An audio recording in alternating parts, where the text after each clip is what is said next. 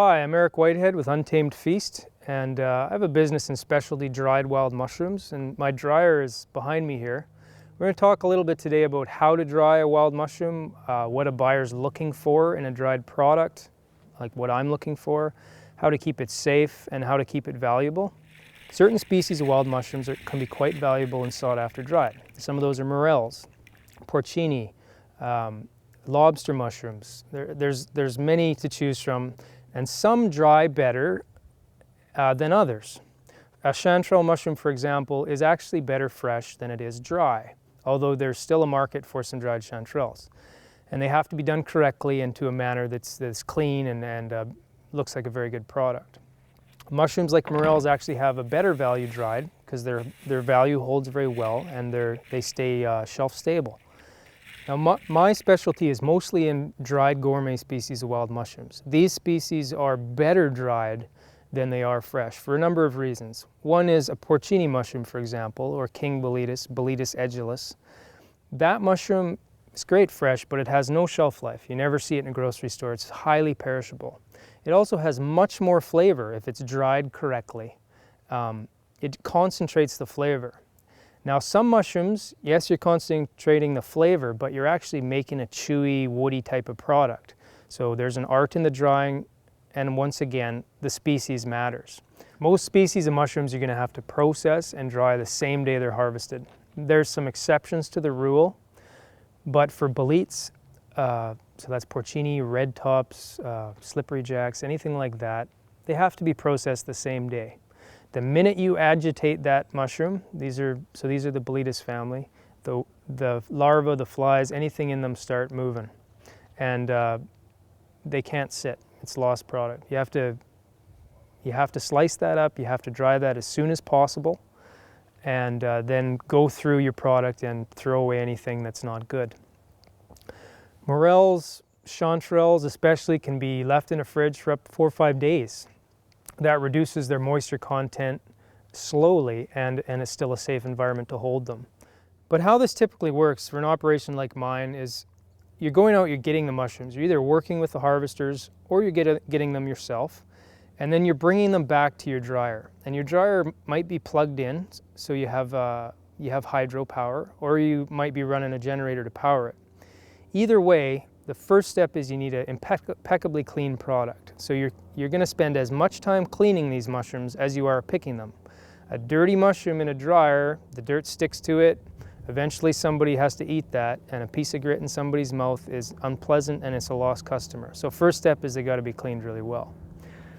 Then for some species, they're sliced. Okay, like these are porcini or king boletes. They're sliced at about 1/4 inch. Then they're laid on the racks. These are already dry here, and they have to have some space. You're working with a lot of air and a lot of heat, removing that moisture. Also, the time of year really matters. Morels are in the spring and summer. It's much easier to dry a mushroom that time of year than it is in September, October in coastal BC. And the dryer design will reflect that. A good morel, a good porcini usually takes 24 to 36 hours to dry.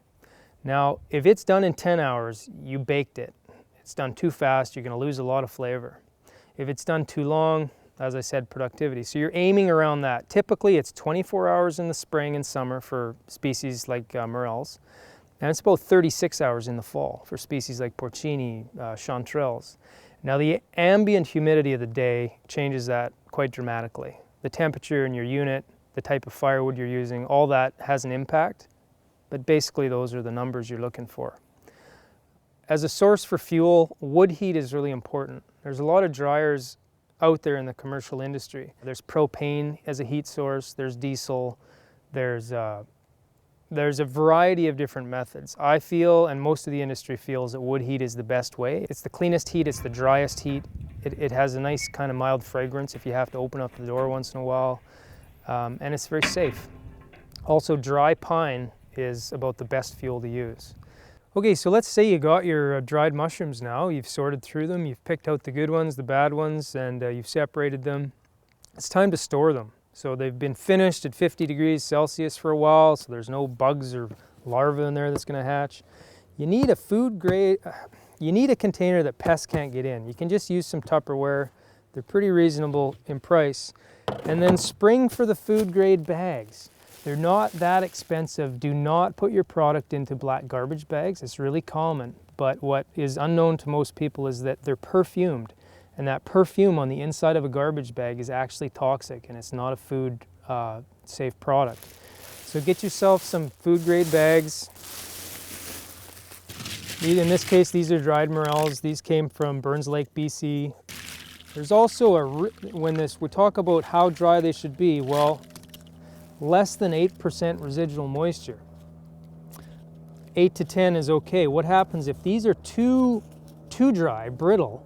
By the time these move around wherever they're going, it might be crumbs. If they're too wet, you don't have a stable product and it could go off on you. So there's a real fine line there, and that is 8 to 10% residual moisture. Tie up your bag, keep it in a cool, dry spot. They say that with all foods.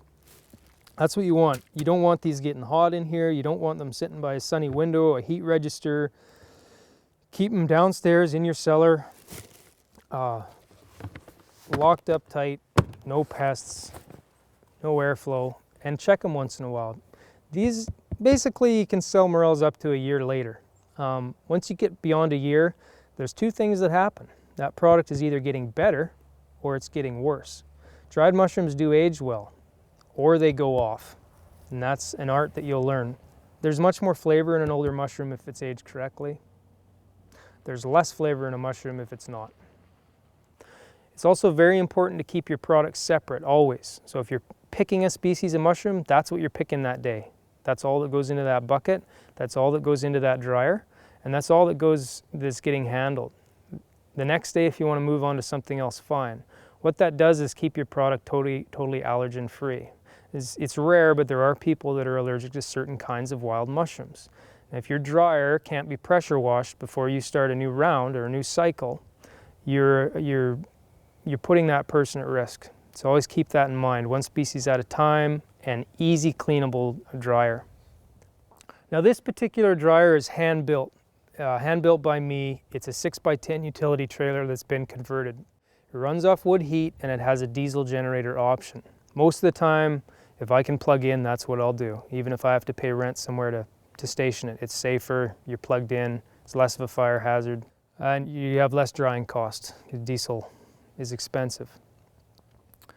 Now, there's about $8,000 to $9,000 into this unit, and that's not including my time. You can build something much smaller, you can do it a lot cheaper, and I'm not saying my method is the only way to go.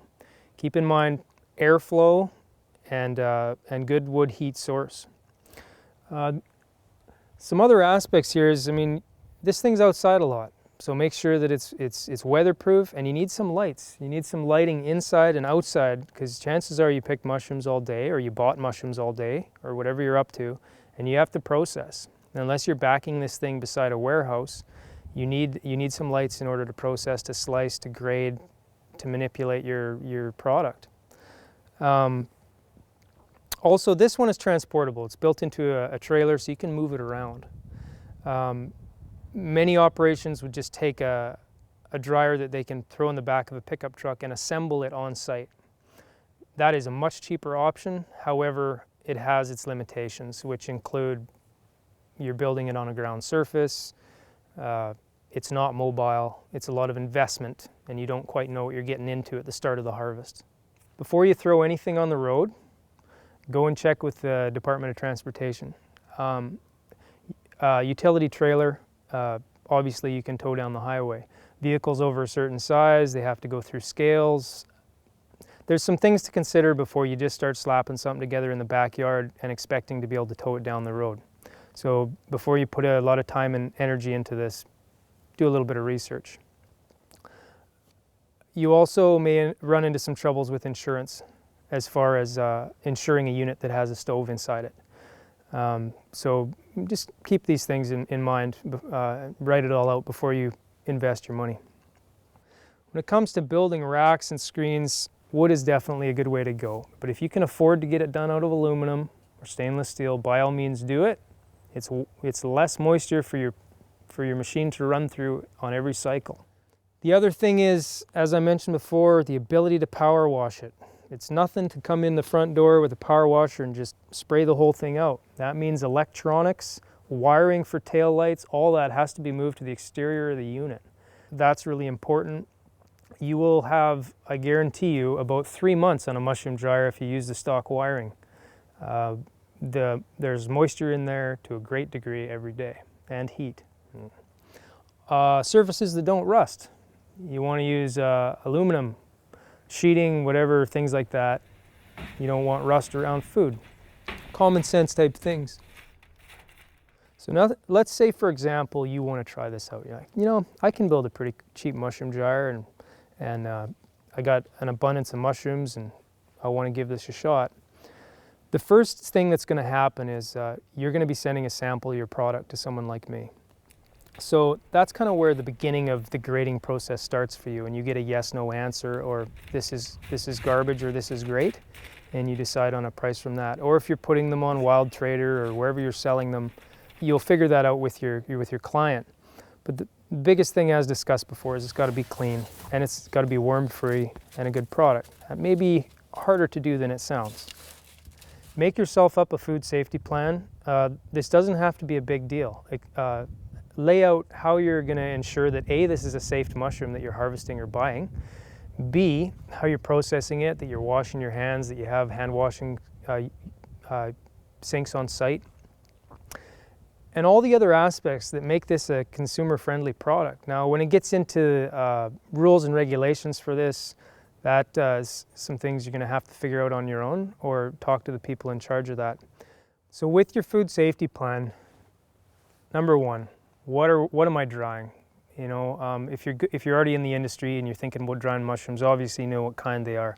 If you don't know what kind of mushrooms you're involved with, probably you need to do a little bit of learning before you get into the business. For us at Untamed Feast, every single product that is harvested or purchased through us goes through my hands, and I'm a certified herbalist in BC, and there's a few other things in here as to how I mitigate any danger to the public. If you're wholesaling this, it's less of a risk.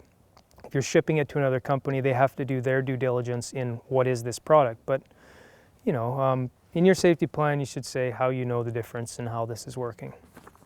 So if you want to start drying some wild mushrooms, and it sounds exciting, it sounds like a good time to you, and you're wondering, how do I get this initiated? There's a few things you can do. One is go to my website, untamedfeast.com, contact me, and we'll talk about it. Two is you can go to wildtrader.ca, and you can see what's being sold and what's being desired. But I'd be happy to help somebody talk about how they could get going and what needs to be harvested, what needs to be dried, what has value dried, what time of year, and see if it's feasible for you for the location you live in. And that really makes a difference where you live in Canada, what mushrooms are growing there with what value. There's a lot of edible species, there's only a few that are incredible, and there's only a few of those that have any value. So knowing what to look out for is really important.